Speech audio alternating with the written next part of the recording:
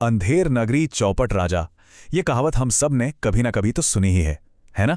पर क्या कभी सोचा है कि ये बस एक कहावत नहीं, इसके पीछे एक पूरी की पूरी कहानी छिपी हुई है।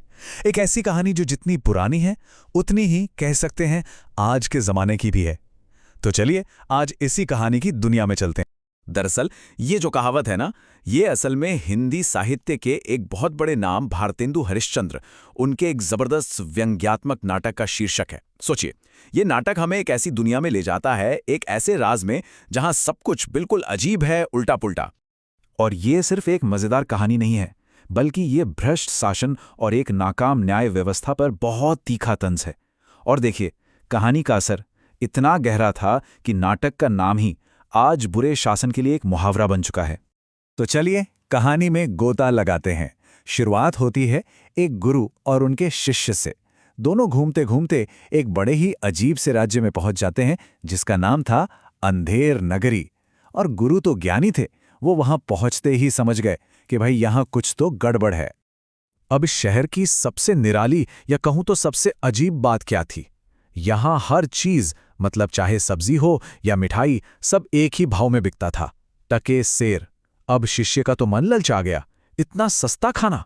उसने गुरु की एक न सुनी, उनकी सारी चेतावनियों को दरकिनार किया और बस वहीं रुकने का मन बना लिया। और बस यहीं से कहानी में एक बड़ा मोड़ आता है।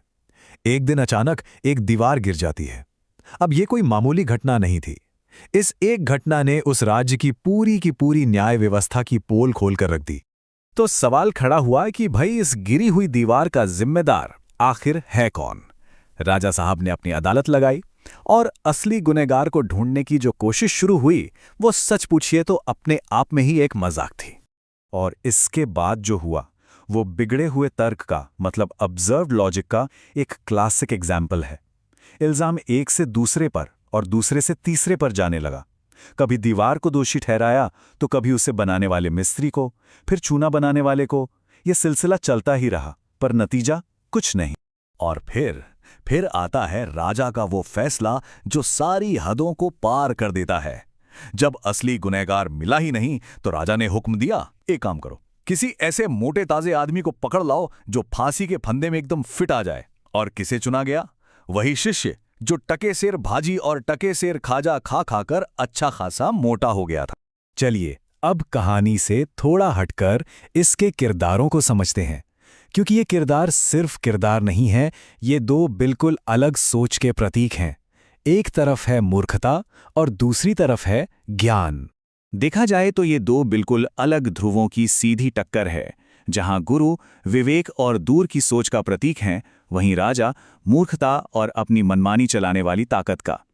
असल में पूरे नाटक का जो संघर्ष है ना, वो इसी ज्ञान और मूर्खता की लड़ाई पर आधारित है। इस नाटक में हर एक किरदार किसी न किसी चीज का प्रतीक है।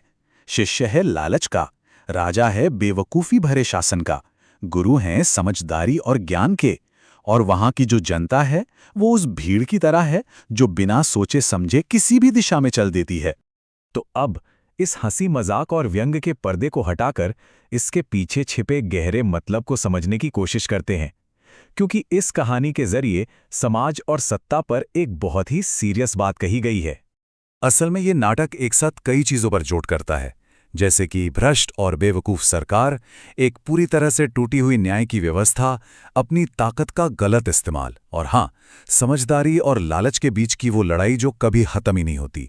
ये जो अजीब सी कहानी है ना, ये बस एक बहाना है इन बड़े मुद्दों को हमारे सामने रखने का। और शायद इस पूरे नाटक का जो सबसे बड़ा संदेश है वो यही है कि जब न्याय बिना बुद्धि और विवेक के किया जाता है तो वो न्याय रहता ही नहीं, वो सबसे बड़ा अन्याय बन जाता है। पर एक सवाल मन में आता है ना, कि 19वीं सदी में लिखा गया ये नाटक आज भी इतना प्रासंगिक कैसे है? क्या बात है कि इसकी विरासत आज तक चली आ रही है? इसकी सबसे बड़ी वजह यह है कि अंधेर नगरी अब सिर्फ एक नाटक का नाम नहीं है, यह हमारी बोलचाल की भाषा का हिस्सा बन गया है। कुशासन और अराजकता के लिए एक बहुत बड़ा प्रतीक। आज भी जब कहीं व्यवस्था बिगड़ती है तो सबसे पहले मुंह से यही मुहावरा निकलता है। और आखिर में एक सवाल, एक ऐसा सवाल जो सोचने पर मजबूर कर देता है कि क्या ये अंधेर नगरी सिर्फ भारतेंदु हरिश्चंद्र की कल्पना में थी, या फिर आज भी ये दुनिया के अलग अलग कोनों में किसी न किसी शक्ल में मौजूद है।